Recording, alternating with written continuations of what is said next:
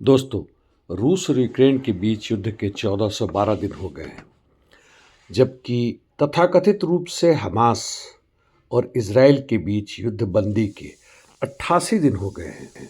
इस बीच जो सबसे भयावह घटना घटी 3 तारीख के सुबह में वेनेजुएला में, जहां अमेरिकी सैनिकों ने धावा बोल दिया और राष्ट्रपति भवन पर आक्रमण करके निकोलस मदुरो यानी वहाँ के राष्ट्रपति और उनकी पत्नी को गिरफ्तार करके अमेरिका ले आए।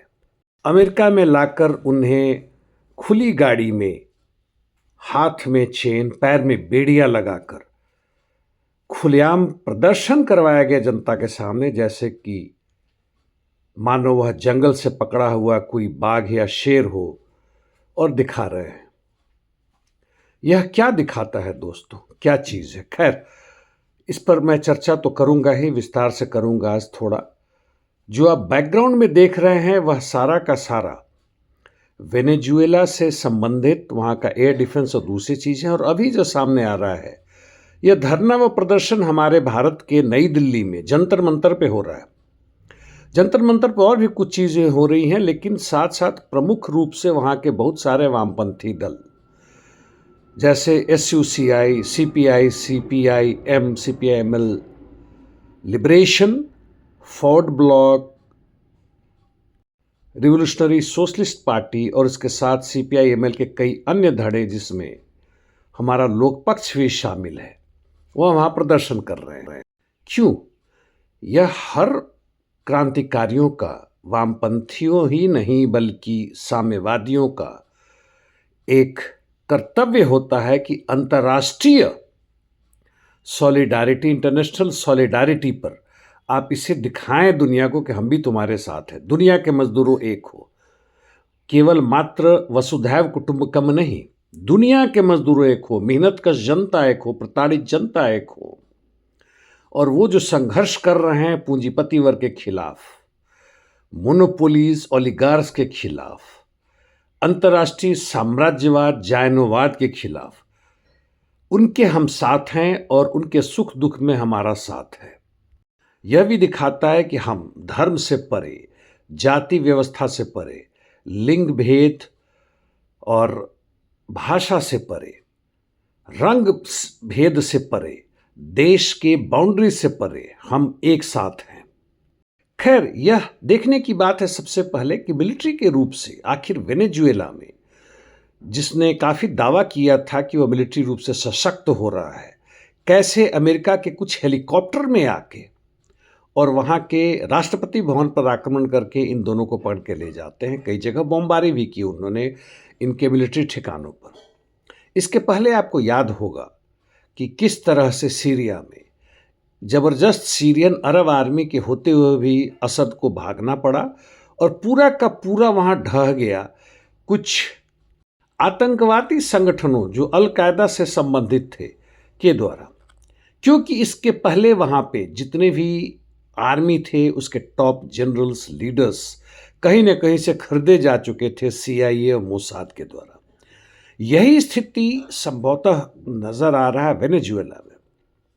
वेनेजुएला के टॉप मिलिट्री के एक हिस्सा, वहाँ के पुलिस के एक हिस्सा कहीं न कहीं से बिक चुकी थी और उन्हें पता था कि ऐसे समय आक्रमण होने वाला था। और उस समय वहाँ का जो भी एयर डिफेंस या मिलिट्री प्रिपेयर्डनेस था, रेसिस्टेंस था, उसको ख़त्म कर दिया गया और चंद टुकड़ी आके अमेरिका की और इस तरह की सफलता हासिल कर सके, जिस पर बहुत गौरवान्वित हो रहा है अमेरिकी साम्राज्यवाद और उसके पिलपिले, जो कि ऐसे उनकी हिम्मत ना होती, ट्रंप और उनके समर्थक जो पीछे से खड़ा होकर दिखाने की कोशिश कर रहे हैं, ठीक वही दृश्य दोहरा रहे हैं। ओबामा जिस तरह से टीवी के पीछे बैठा देख रहा था जब उसामा बिन लादेन को पाकिस्तान के खास हिस्से में पकड़ के मारा जा रहा था। यह केवल स्टंट नहीं है कि ट्रंप अपनी गिरती हुई लोकप्रियता जो कि 30-35% के पास है उसको उठाने की कोशिश कर रहे हैं, बल्कि खुलेआम रूप में कई तरह से ट्रंप ने स्टेटमेंट दिया जिसमें वह कहते हैं कि वेनेजुएला का पॉलिटिकल फ्यूचर वह अब डायरेक्टली सुपरवाइज करेंगे और उसको अपने अधीन रह के उसे आगे बढ़ाएंगे।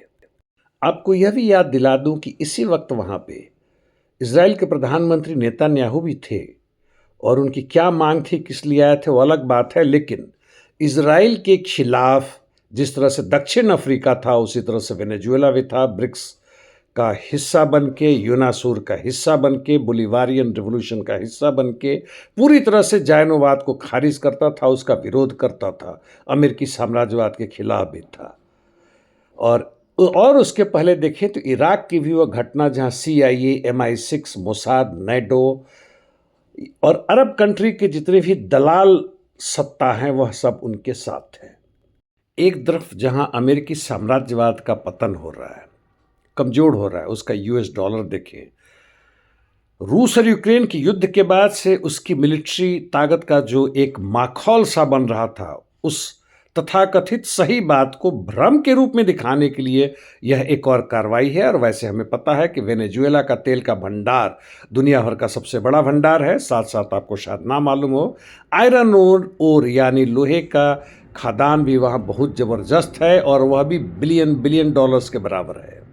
वेनेजुएला की अर्थव्यवस्था तब से लड़खड़ाने लगी जबकि ओबामा के काल में, ध्यान दीजिए, डेमोक्रेटिक पार्टी के काल में, जब वेनेजुएला के इर्द गिर्द बहुत ज़बरदस्त पहरा लगा दिया गया था, सारे तरफ से उसको बंद करने की कोशिश कर गई थी, उसका तेल इतना बड़ा होने के बाद से तब से आकर अभी तक पूरी दुनिया भर में मात्र 1% ही रह गया। ओबामा हो और अभी ट्रंप हो, ट्रंप के पहले बाइडेन हो और उसके पहले फिर से ट्रंप हो, कोई अंतर नहीं पड़ता। अमेरिकी साम्राज्यवाद का चेहरा चरित्र वही एकमात्र है।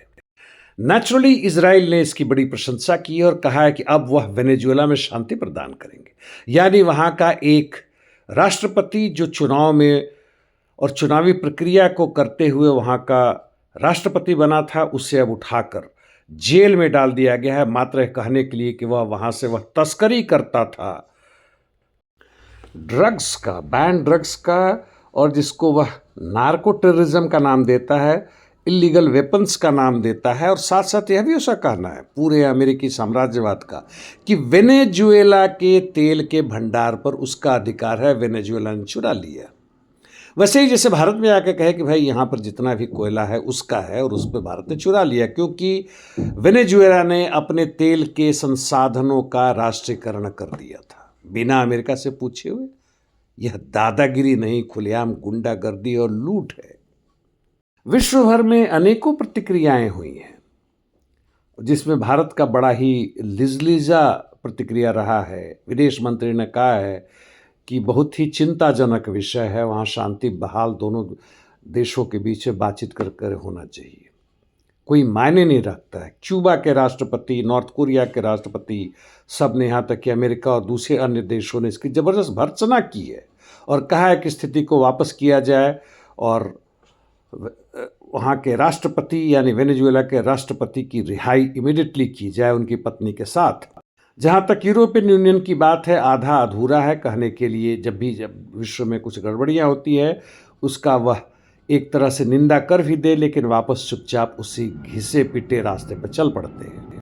चलते चलते रूस यूक्रेन के युद्ध की बीच बात है तो स्थिति वैसे ही चल रही है। दक्षिण में ज़ापोरिजिया में रूसी सैनिक आगे बढ़ रहे हैं, जबकि पूर्व में जहाँ तक पुक्रोवस्क उसे सटे हुए मिर्नोग्राद की बात है, स्थिति वैसी ही है। रुडिन्स्की में थोड़े से क्षेत्र में फिर से यूक्रेन के सैनिकों ने वापसी की है, वह आगे पीछे चलता रहता है। वही स्थिति कॉन्स्टेंटिनिवका और उसके ऊपर स्लावियांस्क, जहाँ तक चासिव यार से पश्चिम की बात है, स्थिति बढ़ रही है।